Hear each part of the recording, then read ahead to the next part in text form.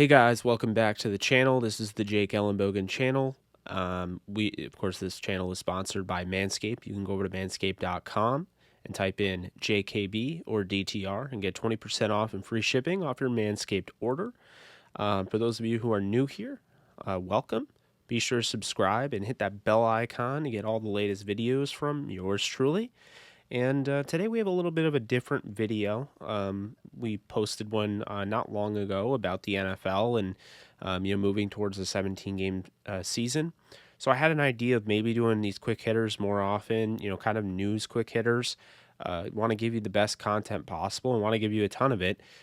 So we are going to do a little bit, something a little different. We're going to switch gears a little bit, and we are going to discuss the latest moving of not only Black Widow in the MCU, but Sony moving Venom Let There Be Carnage, so Venom 2, originally was supposed to be out June 25th to September 17th, and again to September 24th. I'm going to give you my thoughts on why I feel like this is the wrong move. I'm going to give you my thoughts on why I feel like movies in a sense are being a little overrated with the way this whole COVID thing is impacting everyone with the pandemic. And I'm going to make the argument for you that movie theaters are overrated. So let's dive in. All right. So first off, we have all sorts of postponements, and Black Widow got moved 2 months. Will eventually be on Disney Plus. Now, when keeping in mind everything that's going on with the pandemic, you do have bands out there, that have to play music to survive, to make a living, whether it's releasing an album or it's going up on the Warped Tour or, it's having a world tour or a US tour or whatever. A lot of these bands are really facing they're facing the wall. I understand that.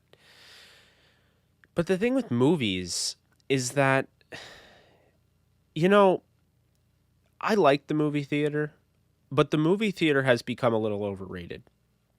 I think we have learned as a society that we don't need the movie theater. And unfortunately, that's going to hurt the movie industry, the movie theater industry, not the movie industry. What I'm getting at here is you can't emulate a concert at your home, but it's become easier to obtain equipment to emulate that movie theater experience. It's easier to buy a TV nowadays because of Black Friday, and obviously TVs just aren't as expensive as they used to be. You can get a 4K TV right now for $299. And then of course, you get your sound system, your surround sound system. It's not going to be exactly like the theater, but you can emulate that. What you can't do is emulate a concert. There's nothing more different than listening to a studio album or listening to watching Palladia or watching, MTV. Nothing simulates music the way live music is. Live music is a different breed. So when people say their argument about the movie theater thing is, well, what about the concerts? I mean, you could just watch a live concert, right? Wrong. With the movie theater industry, the thing about that is that they're getting movies that they can just, you can just have released on a Disney Plus or an HBO Max, which we're seeing. I thought the thing that really kicked it off during the pandemic, the King of Staten Island with Pete Davidson and Bill Burr. Felt like that really kicked off this next gen, maybe this new era of, how we consume movies. Because that was a brand new movie and they released it I could get it on Sony, the store on PS4 for $30. And I said, sign me up. Let's do it. Let's watch this, let's watch this movie. At that point, I could get that in HD. I can have any TV I want and use that TV to watch that said movie. With the movie theater, it's just getting a movie beforehand and you're paying a ton of money on popcorn and what have you. You're paying a lot of money for the family. It's down $12, $13 a pop to sit down. And on top of that, people are fine with 70-inch TVs. They don't need to go and see a giant screen anymore. And with COVID, people don't necessarily want to be in a crowded theater. And on top of it, not everyone finds that to be the most social experience. People prefer to, be at their house now. So now that this has been opened up, the Pandora's box is open, we've seen the possibilities. We're getting Black Widow after a ton of fans were demanding it. Black Widow will be coming to Disney Plus. We got the Snyder Cut Justice League that came to HBO Max.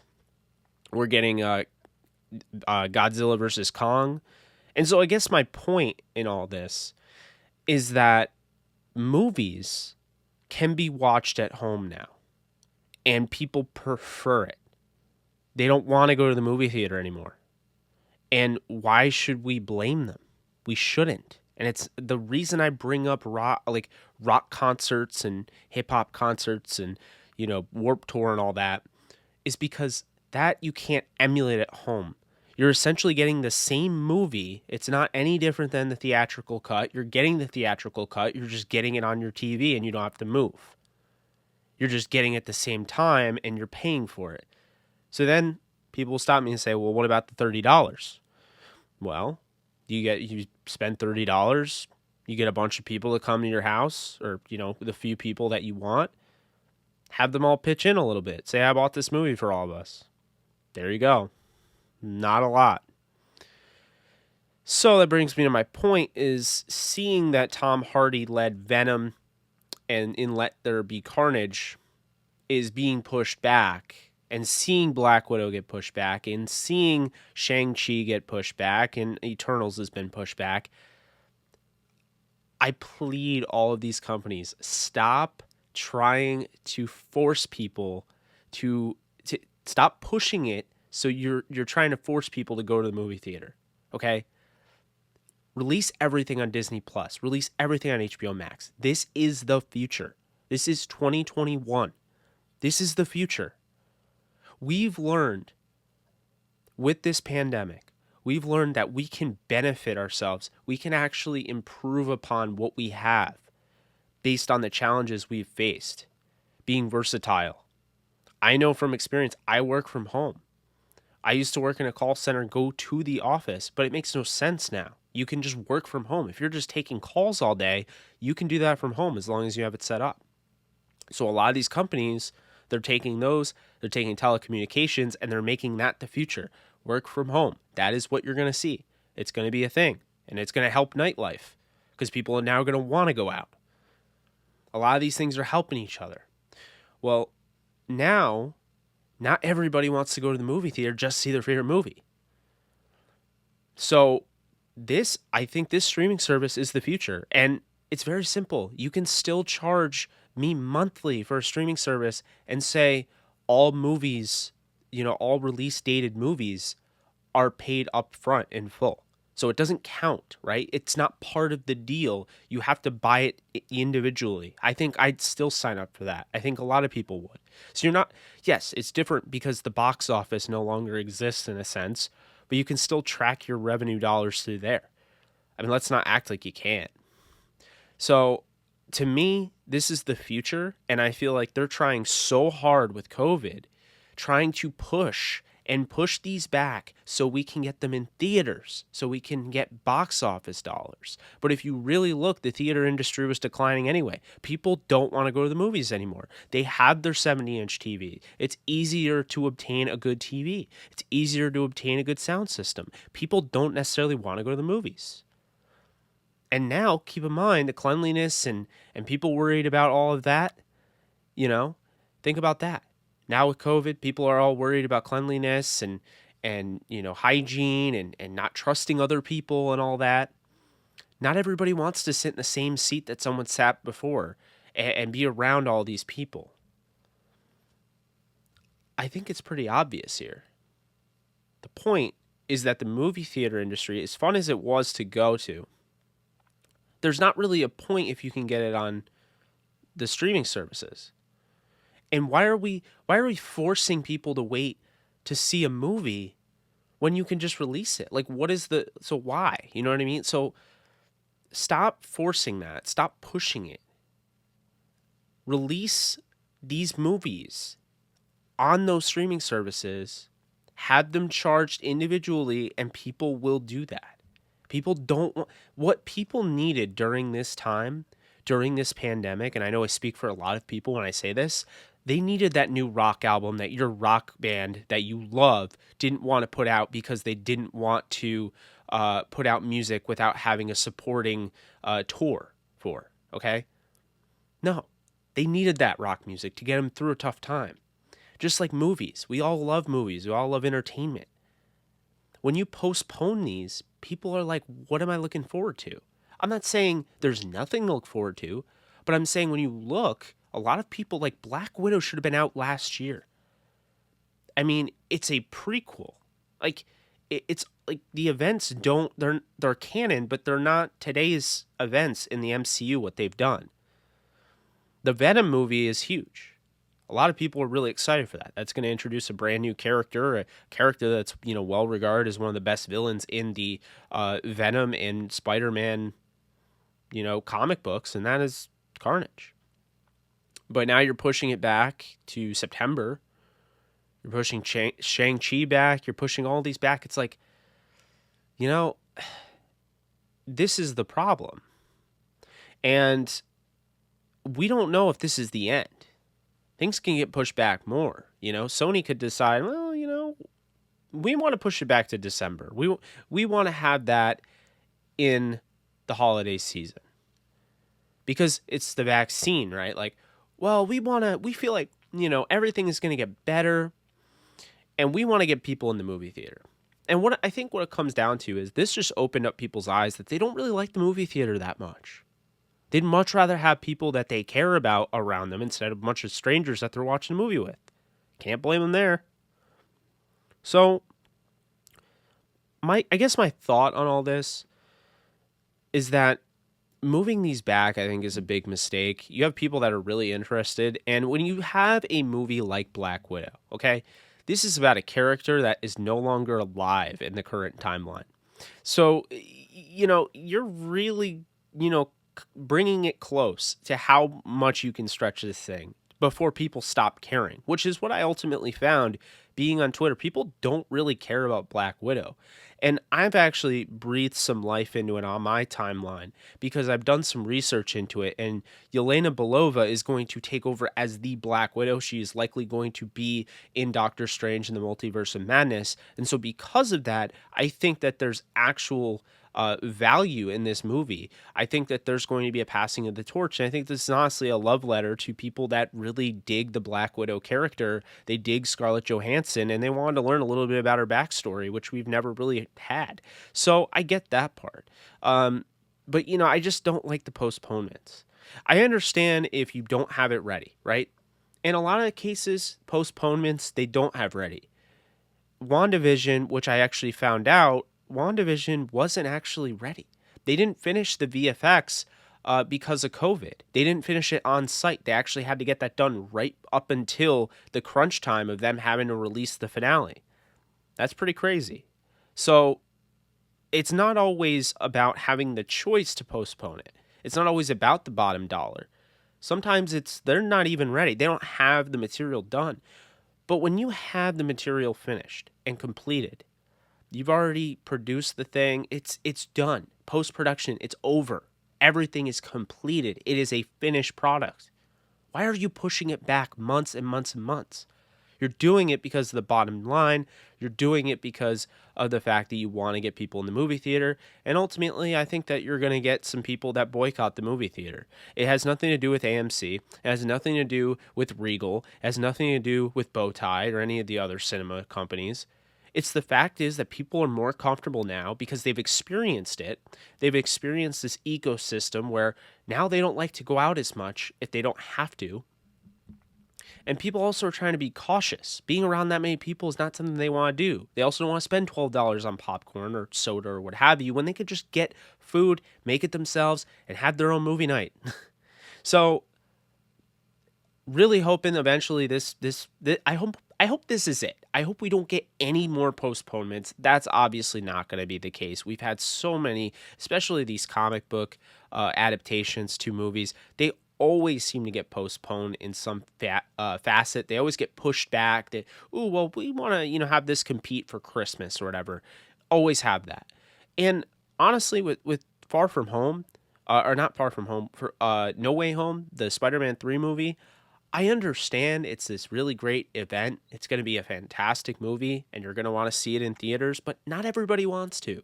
So I think this is finally this is the step here. I think people need to continue to petition. They need to get loud. They need to let Disney know that, hey, look, we'll pay for the money. We'll pay the money up front to see those on Disney Plus. Okay. Make this the norm.